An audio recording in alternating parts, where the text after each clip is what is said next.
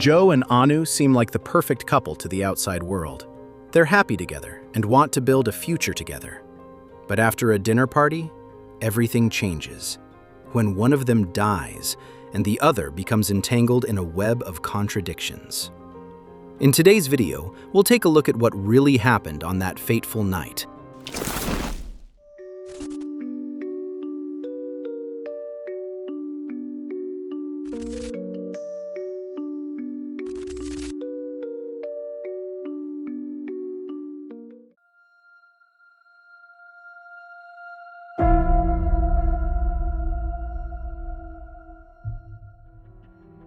Anu Singh was born on September 3, 1972, in India.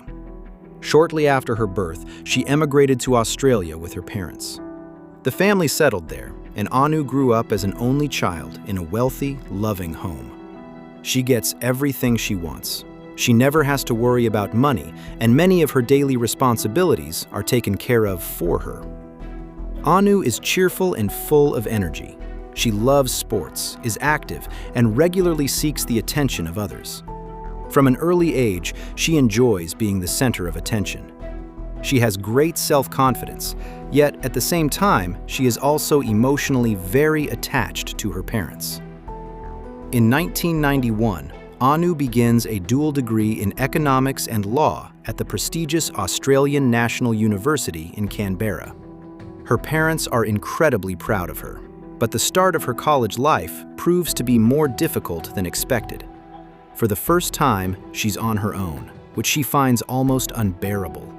She sometimes calls her parents 4 or 5 times a day. Even on weekends, she's regularly drawn back home. She feels lonely and uncomfortable at the university. After some time, Anu drops out of her studies, saying she wants to start over later. But Anu begins to doubt herself more and more. She becomes increasingly dissatisfied with herself and develops an eating disorder that worsens over the course of several months. When she returns to the university sometime later, she is very unstable, both mentally and physically. During this time, she meets Saul, a law student, with whom she begins an intense relationship, one that ends just as quickly as it began. Anu cannot cope with the breakup. She falls into a deep depression, develops clinical depression, and begins using drugs. Anu seems increasingly nervous, sleeps poorly, and is restless inside. She convinces herself that she's too fat and thinks she's ugly. At times, her diet consists solely of Coke and Tim Tams, Australian chocolate bars. Although Anu's parents recognize her problems, she refuses any help. She claims she's fine and just needs liposuction. When her father refuses to pay for the procedure, she begins a new emotional downward spiral. She becomes more aggressive, manipulative, and quick-tempered. Friends later report that during this time, Anu boasted that as a law student, she knew exactly how to get away with murder. For example, by convincingly feigning a mental illness. Everyone, however, dismisses this as mere idle talk intended to get attention.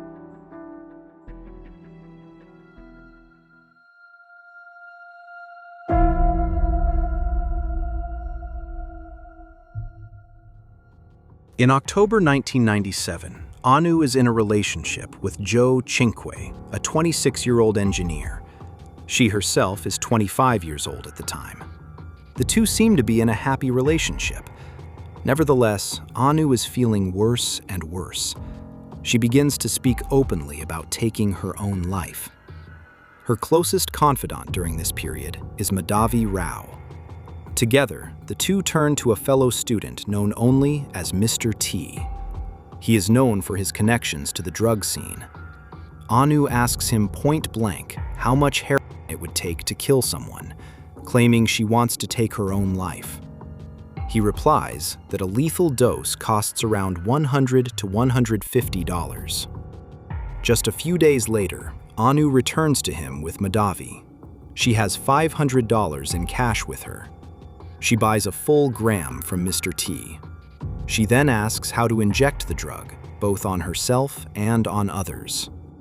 Shortly thereafter, Anu hosts a dinner party. Invited are several friends from her law school, international students, and people she knows. Anu and Madhavi speak openly to the guests about their plans. They say this is a farewell party for Anu and her boyfriend, Joe. Some of the guests notice the disturbing statement and discuss it among themselves, but only when Anu isn't present. No one speaks to Joe directly or warns him. Outwardly, the evening proceeds quite normally. They eat, drink, and laugh. When the guests leave, only Anu, Joe, and Madhavi remain. The three of them have a few more drinks, and Anu slips the sedative Rohypnol into Joe's drink. Soon afterward, he loses consciousness. She takes him to the bedroom and tries to inject him with heroin, but in the meantime, it has turned into a thick paste, and the injection fails. Madhavi then goes home, but doesn't tell anyone about Anu's plan. Joe survives. After 13 hours, he wakes up confused. He thinks it was due to the alcohol from the night before. Anu asks Madhavi for another $250. With the money, she buys more from Mr. T. Then she throws a second dinner party. The sequence of events is similar to before. The guests celebrate. Joe suspects nothing. Once again, Anu mixes a sedative into Joe's drink. Once again, he loses consciousness. This time, the injection is successful. Madhavi enters the room, sees Joe lying unconscious on the floor, and leaves the apartment. Several hours later, Anu calls another student named Bronwyn. She asks what to do in case of an overdose.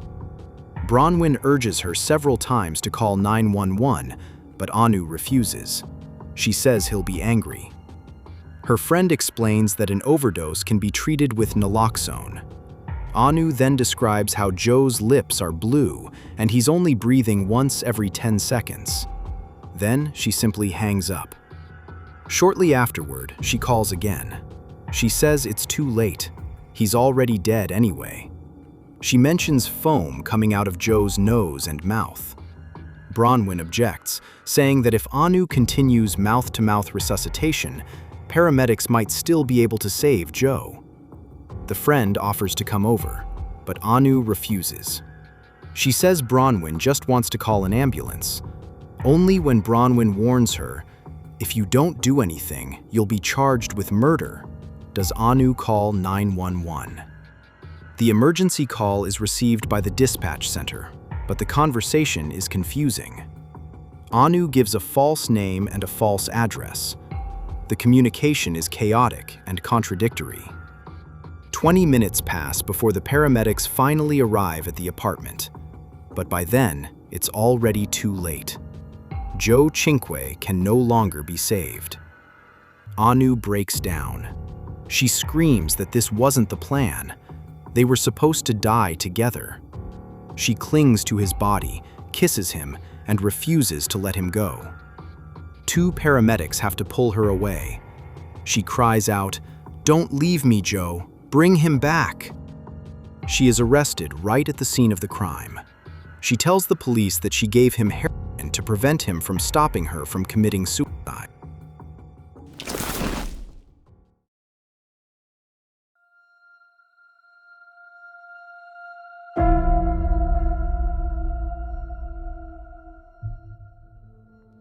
The first trial against Anu Singh and Madhavi Rao is dismissed.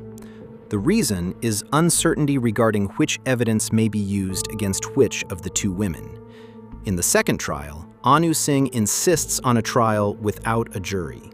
Madhavi and she are tried separately. At this point, Anu has already been in pretrial detention for 2 years. The judge accepts the assessment of psychiatric experts who diagnose Anu with borderline personality disorder and diminished capacity. She is convicted not of murder, but of manslaughter. The sentence is ultimately 10 years in prison. However, Anu Singh is released as early as October 2001 after only 4 years. For Joe's family, this is incomprehensible. His mother later says in an interview that her son's life was apparently worth only 4 years in prison.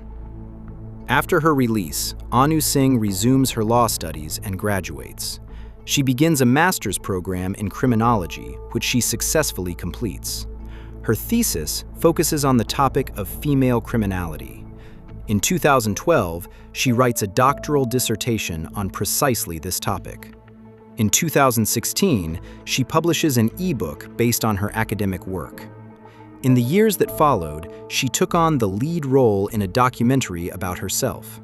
She also worked at a health center, ironically in the field of harm reduction for drug use. For the Chinque family, this was almost unbearable.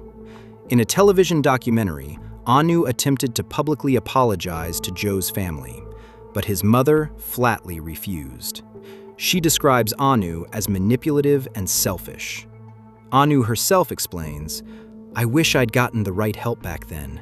My mother often called the crisis team, but I fell through the cracks, just like many other women." She says she's suffering just as much as Joe's family, but the family doesn't buy it. In a 2016 interview, she explained, "There was no rational reason. I was mentally ill. I'm still struggling with the reasons to this day." And that brings us to the end of today's video. What do you think of this case? Do you think the verdict was fair, or should Anu have been punished more severely? Feel free to share your thoughts in the comments. Also, don't forget to subscribe to the channel and turn on notifications. Other than that, there isn't much more to say. I hope you're having a good morning, afternoon, or evening, whichever time you're watching this. I hope to see you again in the next video. Until then, ciao everyone.